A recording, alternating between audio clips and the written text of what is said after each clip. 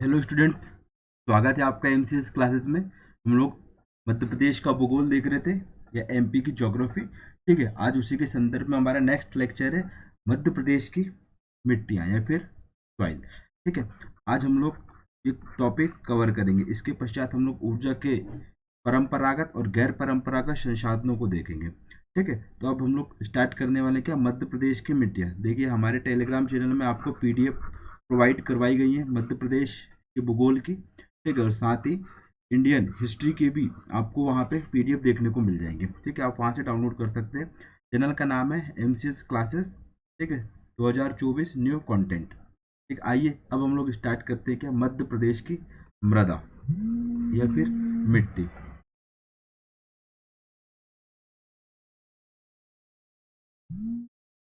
ठीक है, तो सबसे पहले हम लोग देखेंगे क्या इसमें कि मृदा है क्या, मृदा का निर्माण कैसे होता है। ठीक है, तो सबसे पहले मृदा की डेफिनेशन होती क्या है, धरातल की ऊपरी परत। क्या है ये, धरातल की ऊपरी परत जो पेड़ पौधों के उगने के लिए, किसके लिए, पेड़ पौधों के उगने के लिए तथा उनके बढ़ने के लिए आवश्यक तत्वों को क्या करती है, प्रदान करती है। मतलब धरातल की ऊपरी परत जो पेड़ पौधों को उगने के लिए, पेड़ पौधों को उगने के लिए एवं उनकी वृद्धि के लिए आवश्यक क्या, आवश्यक पोषक तत्वों को प्रदान करती है। क्या कहलाती है, मृदा कहलाती है। ठीक है, ये इसकी सिंपल सी डेफिनेशन हुई। अब देखिए, मृदा का निर्माण किससे होता है, चट्टानों के अपक्षय से, चट्टानों के अपक्षय से, और साथ ही किससे, जीवाश्म से, या जीव के अंश से। ठीक है, ये बोल सकते हैं हम लोग। ठीक, आई होप आप ये समझ गए होंगे। क्या मृदा का निर्माण किससे होता है, चट्टानों के अपक्षय से और जीवांश से, मतलब कि जीवों के अंश से। ठीक है, ये हो गया क्या हमारा मृदा, मृदा की डेफिनेशन। अब देखिए, जिसमें अब एक डेफिनेशन है जिसको हम लोग लास्ट ईयर मेंस के थर्ड पेपर की यूनिट 10 में पढ़ते थे, जिसे हम लोग बोलते थे जियोलॉजी। ठीक है, उसका डेफिनेशन है, मृदा का निर्माण चट्टानों के अपक्षय से होता है। ठीक है, जिसमें यांत्रिक कारक, यांत्रिक कारक में कौन कौन जाएंगे, तापमान, वर्षा, दबाव एवं वायु। जैविक कारक, ठीक है, कौन से, जैविक कारक, जैविक कारक में कौन कौन आ जाएंगे, सूक्ष्म जीव एवं वनस्पति। ठीक है, रासायनिक कारक में क्या क्या जाएंगे, ऑक्सीकरण, कार्बोनेटीकरण, जल योजन आदि के संयोजन से किसका निर्माण होता है, मृदा का निर्माण होता है। ठीक है, अब मृदा निर्माण की प्रक्रिया भी थी। ठीक है, मृदा निर्माण की प्रक्रिया में आपको बता देता हूँ, यहाँ पे पूछ सकता है कभी कभी मेंस में, यदि कॉन्सेप्चुअल क्वेश्चन आ गया तो पूछ सकता है। तो मृदा निर्माण की प्रक्रिया में सबसे पहले मृदा की समृद्धि होती है। इसकी होती है मृदा की समृद्धि। इसमें जैविक तथा अजैविक पदार्थ होते हैं। कौन से, जैविक एवं अजैविक पदार्थ। ठीक, इसके पश्चात मृदा की क्षति। मृदा की क्षति में क्या है, खनिज तत्वों का क्या होता है, क्षय होने लगता है। यदि हम लोग देखें, अत्यधिक बारिश से पोषक तत्वों का क्या, निश्चालन की प्रक्रिया होती है। जब निश्चालन की प्रक्रिया होती है तो पोषक तत्व पृथ्वी के धरातल, मतलब कि पृथ्वी के अंदर ही चले जाते हैं। ठीक है, उसे बोलते हैं निश्चालन की प्रक्रिया। इसके पश्चात तीसरा, पदार्थों का स्थानांतरण। पदार्थों का स्थानांतरण, इसमें पोषक पदार्थ ऊपर नीचे की ओर होते हैं। इसमें निश्चालन, निक्षेपण और केशिकत्व की प्रक्रिया होती है। उसे निश्चालन, निक्षेपण और केशिकत्व की क्रिया या केशिका क्रिया इसको बोलते हैं हम लोग। लिख लीजिए आप, केशिका क्रिया। देखिए, ये मेंस का टॉपिक है, बट प्री में मैं इसलिए पढ़ा रहा हूँ क्योंकि यहाँ से क्वेश्चन आएंगे ही आएंगे। कॉन्सेप्चुअल क्वेश्चन आने की पूरी संभावना है नए वाले सिलेबस के आधार पर। फिर क्या, पदार्थों का स्थानांतरण या पदार्थों का रूपांतरण हो जाएगा चौथा। क्या है, चौथा क्या है, पदार्थों का रूपांतरण। इसमें पदार्थ नए प्रकार के यौगिकों का निर्माण करते हैं। ठीक है, किसके निर्माण करते हैं, नए प्रकार के यौगिकों का। तो फिर से देख लेते हैं मृदा निर्माण की प्रक्रिया। ठीक है, सबसे पहले मृदा की समृद्धि, फिर मृदा की क्षति, फिर मृदा पदार्थों का क्या होगा, यहाँ पे स्थानांतरण होगा, और चौथे में होगा पदार्थों का रूपांतरण होगा। तो ये क्या हुआ हमारे मृदा निर्माण की प्रक्रिया। अब मृदा निर्माण की प्रक्रिया के साथ साथ मृदा निर्माण को प्रभावित करने वाले कारक कौन कौन से होंगे, तो देख लीजिए। एक होते हैं सक्रिय कारक और एक होते हैं क्या, निष्क्रिय कारक। ठीक है, तो सक्रिय कारक में कौन कौन आ जाएंगे, सबसे पहले मूल चट्टान। ठीक है, मूल चट्टान की चट्टान कैसी है, ठीक है, आग्नेय है, अवसादी है या कायांतरित है। ठीक है, फिर उच्चवच की पर्वत है या पठार है या किस प्रकार का उच्चवच है वहाँ पे। ठीक है, तीसरा फिर आ जाएगा इसमें समय या फिर टाइम। ये क्या हो जाते हैं, सक्रिय कारक हो जाते हैं। ठीक है, और निष्क्रिय कारक में कौन कौन से जाएंगे, वहाँ की जलवायु, और जलवायु के पश्चात जैविक तत्व कि उस क्षेत्र में विद्यमान जैविक तत्व जैसे कि चूहा हुआ, इन सब की उपस्थिति के कारण ही मृदा निर्माण की प्रक्रिया में क्या होती है, पूर्ण मृदा निर्माण की प्रक्रिया प्रभावित होती है। आई होप आप ये समझ गए होंगे। अब हम लोग देखेंगे मध्य प्रदेश के संदर्भ में मृदा। ठीक है, कि मध्य प्रदेश में कितनी प्रकार की मृदा पाई जाती है। डायरेक्ट क्वेश्चन आते हैं, 5 प्रकार की मृदा पाई जाती है। इसमें कितनी प्रकार की, 5 प्रकार के। हिंदी ग्रंथ एकेडमी के अनुसार ही मैं आपको पढ़ाऊंगा। इसमें कहीं भी कोई भी बाहर का डेटा नहीं है, ना कोई प्राइवेट पब्लिकेशन की किताब का डेटा है, ओनली गवर्नमेंट की जो हमारी किताबें आती हैं उसका डेटा है। ठीक है, तो देखते हैं हम लोग मध्य प्रदेश में कितनी प्रकार की मृदा है। सबसे पहले तो 5 प्रकार की मृदा है। कौन कौन सी प्रकार है, कौन कौन से, सबसे पहले काली मृदा। ठीक है, काली मिट्टी। इसके पश्चात लाल पीली मिट्टी। ठीक, लाल पीली मिट्टी के पश्चात जलोढ़ मृदा। जलोढ़ मृदा के पश्चात लेटेराइट मृदा, और लेटेराइट मृदा के पश्चात मिश्रित मृदा। ये क्या है, 5 प्रकार की मृदा। देखो आपको मैं मोटा मोटी आपको क्षेत्र बता देता हूँ। काली मृदा आपको कहाँ मिलेगी, तो काली मृदा आपको ये वाले क्षेत्र में मिलेगी। ठीक है, ये पहला क्षेत्र हो जाएगा काली मृदा का, काली मिट्टी का। और लाल पीली मिट्टी कहाँ मिलेगी आपको, ये वाले क्षेत्र में मिलेगी आपको लाल पीली मिट्टी। ठीक है, दूसरा फिर क्या है, जलोढ़ मृदा कहाँ मिलेगी आपको, यहाँ पर मिलेगी जलोढ़ मृदा। ठीक, लेटराइट मृदा कहाँ पर मिलेगी आपको, बालाघाट के थोड़े से बहुत क्षेत्र में मिलेगी। ठीक है, और यहाँ पर मिश्रित मृदा मिलेगी बुंदेलखंड वाले रीजन में।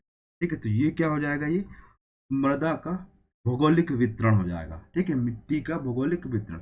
आइए अब हम लोग देखेंगे क्या, पृथक पृथक मिट्टियों को उनके क्षेत्र के हिसाब से उनमें उपस्थित तत्व और किस प्रकार उनका निर्माण हुआ उस चीज को देखेंगे। तो सबसे पहले हम लोग देखेंगे क्या, काली मृदा।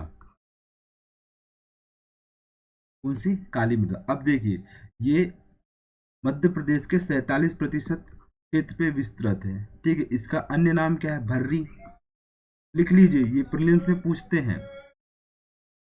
कनहर। और अंतर्राष्ट्रीय नाम क्या है इसका, चरणोजर्म। चरणोजर्म। ठीक है, ये क्या हो जाएगा इसके अन्य नाम।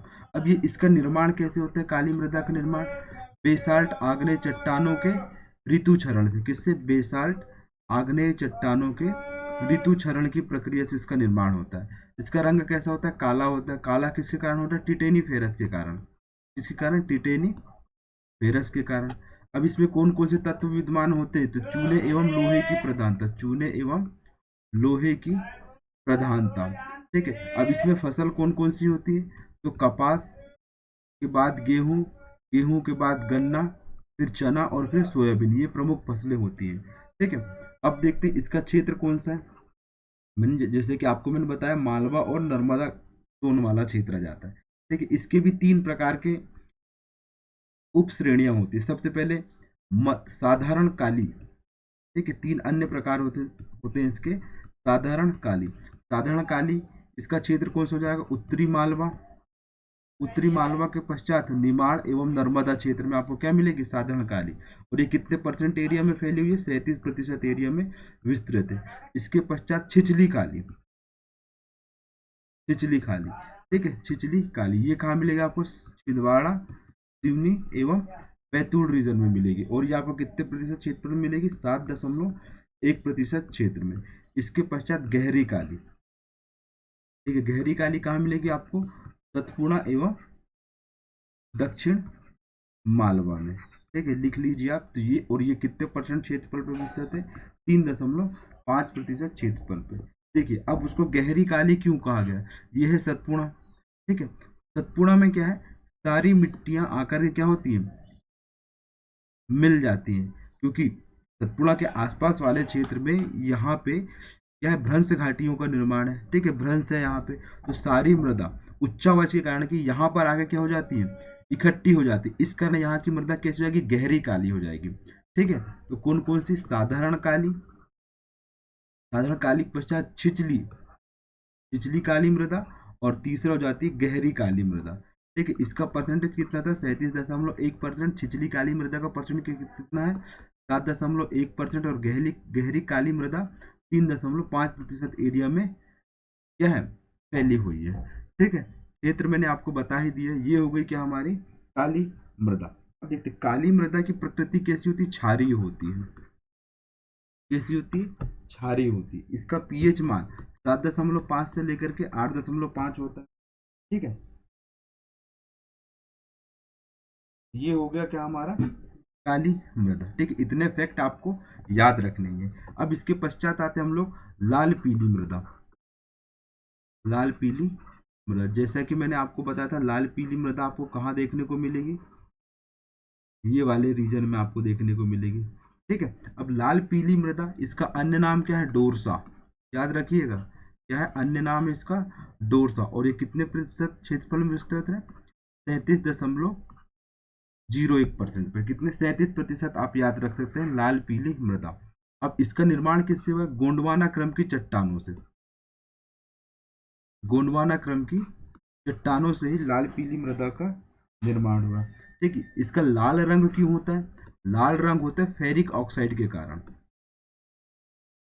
इसके कारण, फेरिक ऑक्साइड के कारण लाल रंग होता है। और पीला रंग क्या होता है, जब आप लोहे को जल में डुबा के रख देते हैं तो उसका रंग कैसा हो जाता है, हल्का सा पीला हो जाता है। या फिर इसको बोल सकते हैं हम लोग आयरन के जल योजन के कारण, आयरन के या Fe के जल योजन का इसका रंग कैसा हो जाता है, पीला हो जाता है। जंग लगा हुआ लोहा देखा है आपने, उसका रंग हल्का सा पीला टाइप का होता है।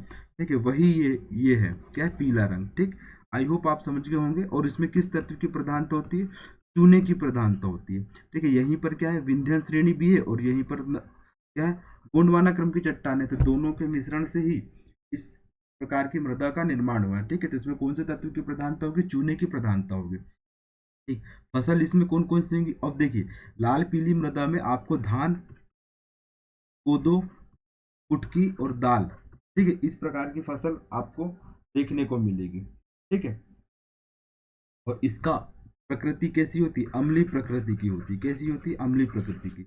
इसका पीएच मान 5.5 से लेकर के कितना होता है, 8.5 होता है। ठीक है, तो ये हो गई क्या हमारी लाल पीली मृदा। इसका क्षेत्र कौन सा है, जैसा कि मैंने आपको बताया, पूर्वी बघेलखंड। ठीक है, कौन सा, पूर्वी बघेलखंड। ठीक, बघेलखंड बुंदेलखंड का आंशिक हिस्सा। और कौन कौन सा, मंडला, डिंडोरी, सीधी में भी आपको क्या मिलेगी, ये लाल पीली मृदा आपको देखने को मिलेगी। ठीक है, आई होप आपको लाल पीली मृदा भी समझ में आई होगी। अब हम लोग देखेंगे क्या, जलोढ़ मृदा। देखिए पीएससी का ये फेवरेट टॉपिक है, यहाँ से क्वेश्चंस आते ही हैं। 2022 में उन्होंने पूछ लिया था कॉन्सेप्चुअल फॉर्म में यहाँ से क्वेश्चन। ठीक है, जलोढ़ मृदा, इसे ही हम लोग बोलते हैं क्या, काप या फिर दोमट मिट्टी, एलुवियल सॉइल जिसको बोलते हैं, दोमट मिट्टी। और ये प्रदेश के कितने प्रतिशत क्षेत्रफल में विस्तृत है, 3% क्षेत्रफल पे विस्तृत। इसका निर्माण कैसे हुआ, देखिए जलोढ़ मृदा यानी कि नदियों के निक्षेप से निर्मित मृदा। ठीक है, तो कहाँ पर, चंबल के निक्षेप में मिलेगी। ठीक है, बुंदेलखंड के, बुंदेलखंड नीस के अपरदन से मिलेगी। ठीक है, कौन सी, जलोढ़ मृदा। ठीक, या फिर हम इसको बोल सकते हैं मध्य भारत के पठार में, मध्य भारत के पठार में। ठीक है, और इसकी प्रकृति कैसी होती, उदासीन होती। प्रकृति क्या है इसकी, उदासीन, यानी कि ना ही ये पीएच मान इसका अधिक होता है और ना ही पीएच मान इसका ज्यादा होता है, यानी कि अम्लीय और क्षारीय के मध्य की स्थिति होती है। तो ये हो गई क्या, जलोढ़ मृदा। अब इसका रंग कैसा होता है, लाल भूरा होता है। कैसा होता है, लाल भूरा। इसमें कौन से तत्व की प्रधानता होगी, बालू तत्व की प्रधानता होगी, या बालू की प्रधानता होगी। फसल इसमें कौन कौन सी होगी, सरसों एवं गेहूं, ये हो जाएगा। ठीक है, तो एक बार देख लेते हैं जलोढ़ मृदा कहाँ देखने को मिलेगी आपको। तो ये आपका हो गया मध्य प्रदेश का, मैं कंसीडर कर लीजिएगा यहाँ पे। और ये नीमच मंदसौर वाले क्षेत्र में भी आपको देखने को मिलेगी। और यहाँ पर बुंदेलखंड के आंशिक भाग में भी आपको जलोढ़ मृदा के हल्के से निक्षेप प्राप्त होंगे। ठीक है, आई होप स्टूडेंट आप समझ गए होंगे। ठीक है, इसकी पीडीएफ आपको हमारे टेलीग्राम चैनल एमसीएस क्लासेस में मिल ही जाएगी। तो आपको ज़्यादा चिंता करने की आवश्यकता नहीं, बस अपनी पढ़ाई को लगातार करते रहें, क्योंकि इस बार आपको 85 क्वेश्चंस करेक्ट करने ही होंगे। ठीक है, तभी आपका प्रीलिम्स निकलेगा। ठीक है, फिर हम लोग आते हैं लेटेराइट मृदा। चौथी मृदा का कौन सा प्रकार है, लेटेराइट। ठीक है, लेटेराइट मृदा, इसका अन्य नाम क्या है, भाटा। लेटेराइट, इसका अन्य नाम क्या है? भाटा। और ये मध्य प्रदेश के कितने प्रतिशत क्षेत्रफल में विस्तृत है?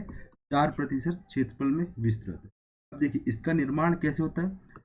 लाल प्रकार की जो चट्टानें रहती हैं, चट्टानों के टूटने से एवं सिलिका के निश्चालन से, सिलिका के निश्चालन से कहाँ पर और सर्वाधिक कहाँ पर प्राप्त होगी इस प्रकार की मृदा आपको? छिंदवाड़ा एवं बालाघाट में। देखिए निश्चालन कैसे होता है? उच्च वर्षा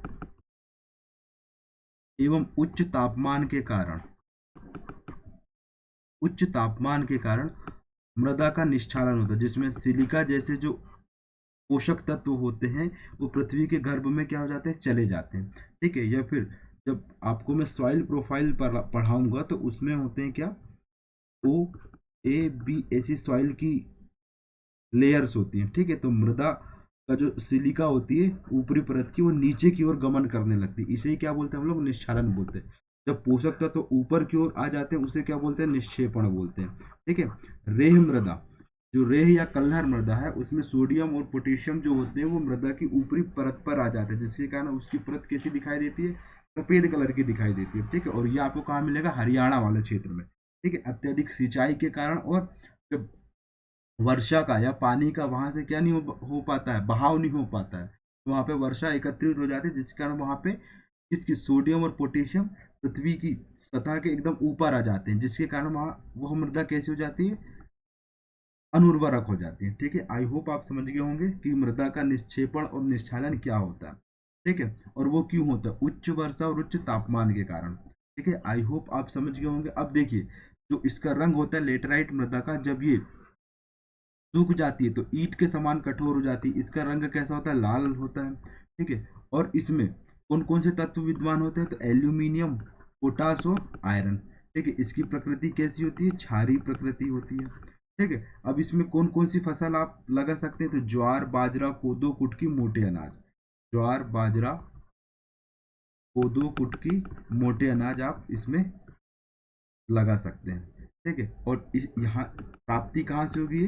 आपको दक्षिण पूर्वी जिले छिंदवाड़ा बालाघाट से, दक्षिण पूर्वी जिले छिंदवाड़ा बालाघाट से आपको लेटेराइट मृदा की प्राप्ति होगी। ठीक है स्टूडेंट्स, आई होप आप समझ गए होंगे। अब इसके पश्चात देखते हैं अंतिम हमारी जो मृदा है उसे बोलते हैं क्या? मिश्रित मृदा।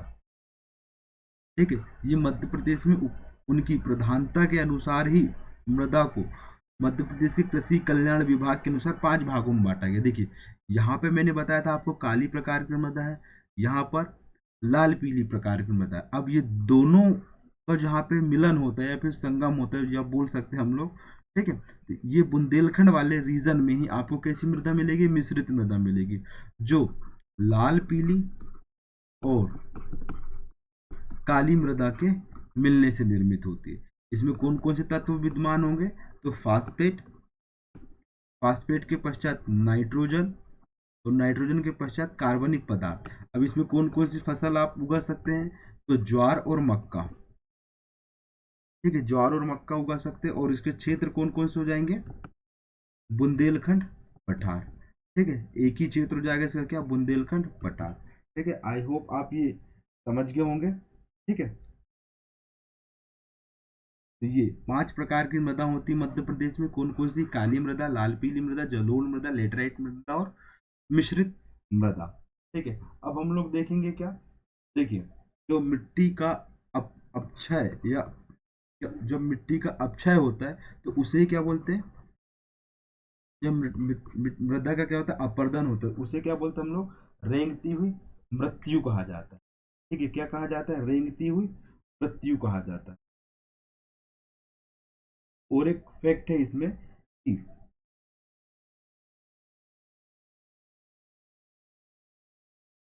कि भोपाल में क्या है? एक मृदा परीक्षण संस्थान है।